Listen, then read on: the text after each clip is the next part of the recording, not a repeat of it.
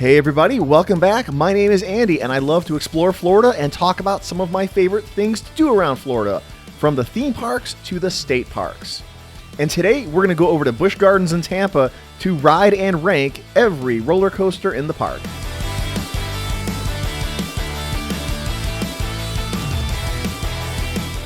With 8 roller coasters, Busch Gardens is arguably the roller coaster capital of Florida and is the premier park down here for thrill ride junkies. My kids and I happen to currently be annual pass holders of this park. We've ridden all of these a bunch of times, and today we're going to rank and review them.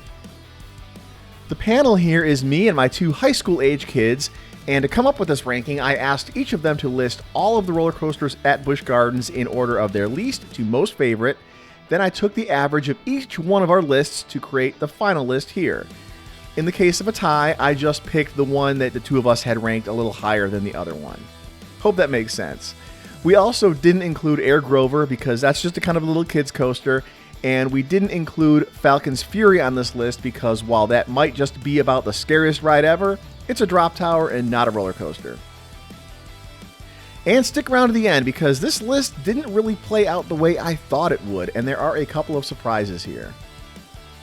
And if you're curious about the camera I used here to get some of these cool shots, I will put a link in the description on how you can buy that. And if you do click through that link, it does support the channel, and I really appreciate that.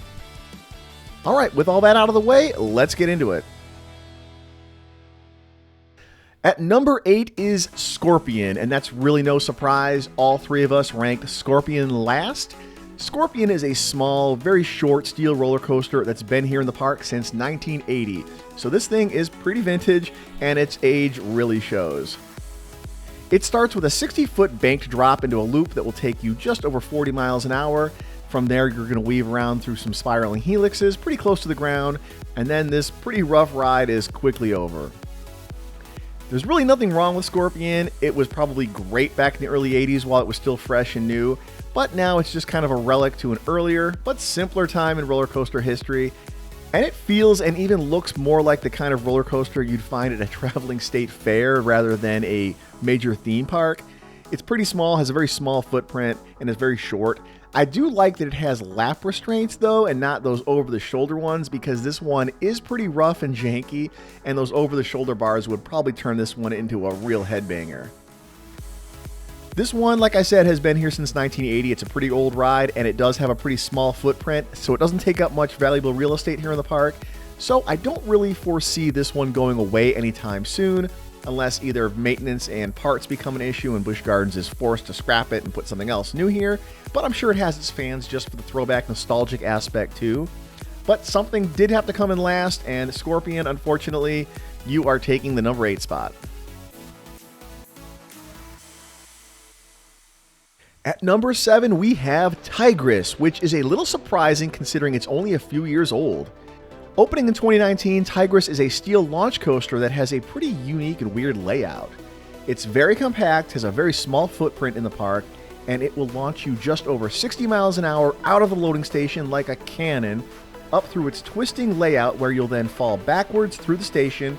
You'll get launched up through it again, go through a very slow heartline roll upside down, and then you'll fall back to earth again where the ride abruptly ends. It is very short, but it is very intense. Tigress packs a lot of punch into a very small, very short package, and it does kind of make you feel like you're being thrown around inside of a laundry dryer for a little bit. This one was collectively ranked just 7th by us, but we all actually do like this one quite a bit. And make sure to ride it when the lines are short, because this one does have kind of slow loading times. But I think what contributed to its low ranking is that it's quite short and the line can move a little bit slow here, like I just said, because there's only one train on the circuit. The seating and restraints on this one are kind of awkward too, which can make riding this a little uncomfortable and hard to get in and out of the cars. I feel like every time I come off this thing, I end up with a fresh new bruise on one of my arms just from whacking it against the side of the car when getting out. But that's on me. I've been on this thing a few times now, and I should have known better. We ranked this one fairly low, but it is worth riding, so don't miss it. It's very unique, and not a lot of coasters out there are quite like Tigress. Just make sure you secure your stuff or put it away in a locker before you ride. This one is notorious for causing a lot of lost and broken cell phones out there. At number 6, we have Kumba, which also might be a slight surprise considering how popular and well regarded this one has been for many years. Kumba is a steel coaster that opened back in 1993, so it's getting up there in age, and it was an instant classic when this thing first opened. It was the tallest and longest roller coaster in Florida that had the world's largest loop. Kumba has been a mainstay of a lot of best roller coaster in the country lists for years, so now that it's getting up there in age, it is a little weird to see it listed as our 6th favorite ride in the park. But we may not be the only ones who feel that way because Kumba now often has very short lines. It's a walk-on a lot of times when the park isn't that busy. You can just walk right up there and sometimes walk right to the front row, and I do recommend the front row. The front row on this ride is great. But I wonder if that's because this ride is tucked far away, kind of far into the back of the park, and it doesn't have a lot of random foot traffic walking past it. You do have to kind of make a point to go back there just to get on this ride, so that may be hurting its popularity a little bit these days. And I still think Kumba is a good ride, especially in the front row. Has a lot of really cool inversions and elements, and it's a nice long ride too. It doesn't end before it started like some of the other ones like Tigress on this list. But it has earned a reputation as being a bit of a headbanger. It's kind of a rough ride and has those over-the-shoulder restraints that you might whack your head back and forth between a little bit. So just be aware of that if you are riding in the back. It's not as big of a problem in the front, and I do recommend the front anyway. Better ride up front. And a lot of times when the park isn't busy, you can walk right to the front. It's still a beautiful looking roller coaster though, and you do have to come back here just for that iconic view of it corkscrewing right under the bridge. Love that view. At number 5, we have another fairly newish roller coaster on this list. Cobras Curse is a steel spinning coaster that first opened in 2016. It's what's known in the biz as a family coaster, which means it's going to be a big leap up from a kid's coaster like our buddy Air Grover, but not a high-intensity screen machine either. It's fun for everybody. And I think Cobras Curse is a lot of fun. Don't be too put off by the spinning coaster description. This isn't going to spin you till you puke like a tilt-a-whirl or anything like that, but the cars do rotate a little bit during the ride and have a little bit of free swaying motion to them that I only think adds to the fun. It also has one of the coolest lift hills anywhere. It's not really a hill, but more like an elevator that takes you straight up to the top before the very first smooth drop.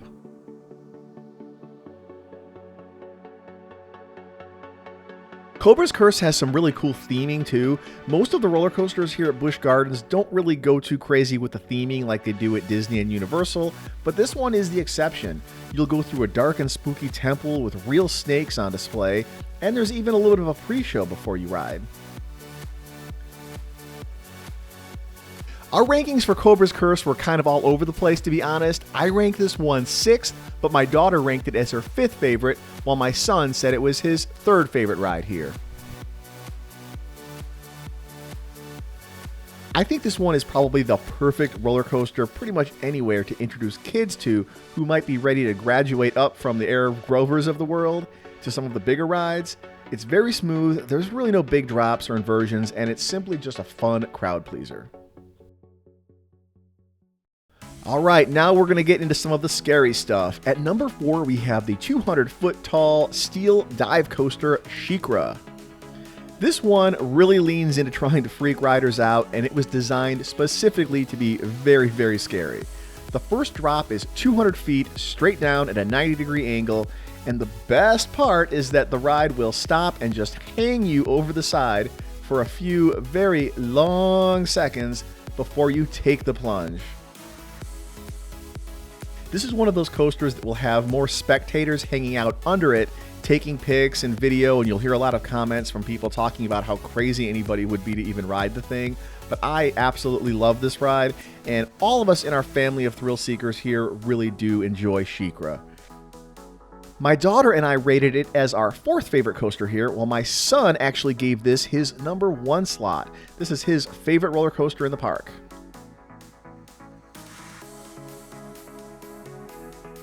After the insane 200-foot drop straight down, this one will take you through one inversion and a few turns high in the air before a second, smaller vertical drop into a tunnel, followed by a splashdown into a pool that doesn't get riders wet, but it does look really cool and actually acts as a way to slow the ride down a little bit before it returns to the station without having to use mechanical brakes right there. which I think is pretty cool. It's a very ingenious way of working the water feature into the ride. Shikra is very thrilling and very fun, and it's tough to have anything really negative to say about it, but it is a little bit on the short side, and since the big drop is the main attraction here, after that's out of the way, the rest of the layout really isn't anything that special, and it's all over before you know it. Shikra is pretty short.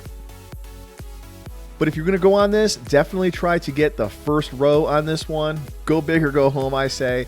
It's a special kind of feeling to see your feet dangling over that first drop, 200 feet in the air. And it's a pretty sweet view up there, too.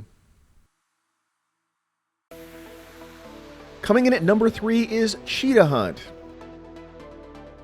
Cheetah Hunt is a steel coaster that has 3 launches that are meant to simulate what it's like to be a cheetah running after its prey. One of them hits a top speed of 60 miles per hour, which is about the same top speed as an actual cheetah. So they took the whole cheetah theming really to heart here, which we'll have to give them points for accuracy. I think that's pretty cool. For me, Cheetah Hunt really hits that sweet spot between thrills and fun. It's very smooth and really comfortable. The launches are really fun. That second launch will really snap your head back. And it has a lot of really fun moments here, especially when you're weaving through those little canyons close to the ground. I always come off this one with a big smile and ready to go again, but it does have some of the longer lines here in the park too. It's a popular crowd pleaser that's also not really that scary or very intimidating for coaster newbies or kids either. I might describe this one as a much tamer version of Universal's Velocicoaster or a much more intense version of Slinky Dog Dash at Disney's Hollywood Studios, if you're familiar with either one of those. It's right in the middle of those other 2 launch coasters at the other parks. I rated this my second favorite roller coaster in the park, while my son and daughter ranked it 3rd and 4th.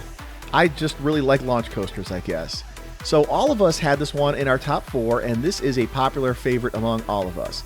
I just wish the line moved a little bit faster. This one seems to always have a slower loading time than I feel it should for some reason.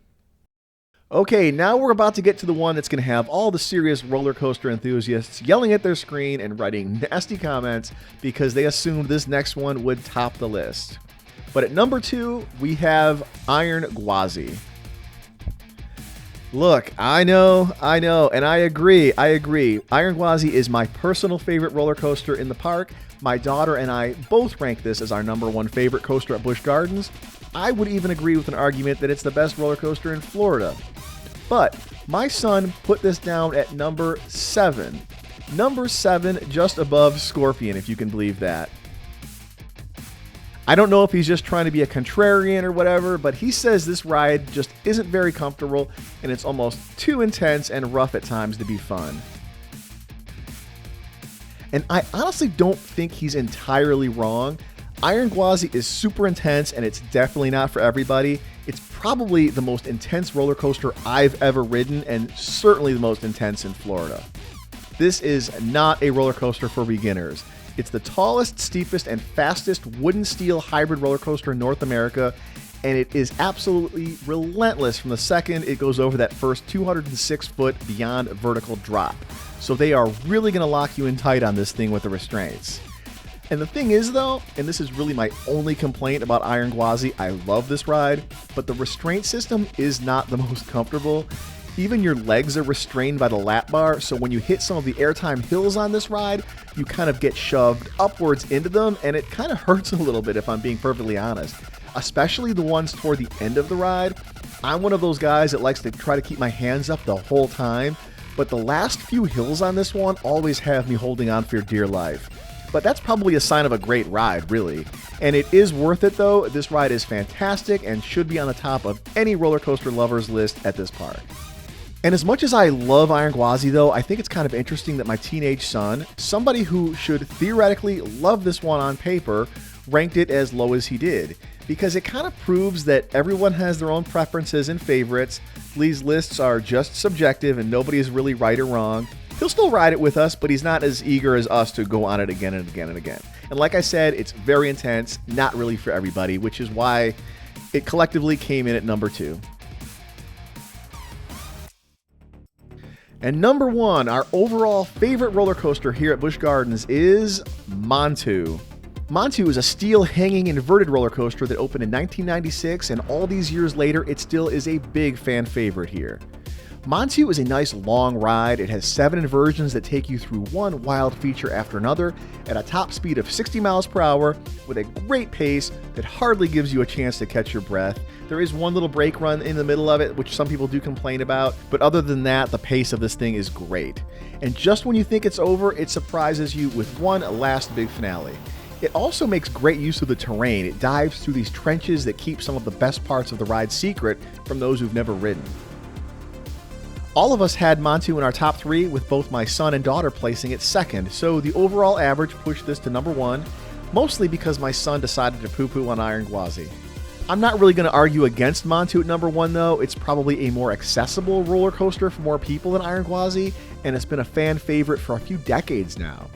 I will add though that this is a roller coaster that is much better in the front row. It's worth waiting the extra few minutes if you can for the front row, and the back rows might have a little bit of that head banging going on between the shoulder restraints. I'm not a big fan of getting a headache on a roller coaster. I don't know many people that are, so that alone is a big reason I'll head for the front. It's a much smoother ride up front, you don't bang your head around, and it's just a much better ride up there. I would happily put this one in my number 2 if riding up front.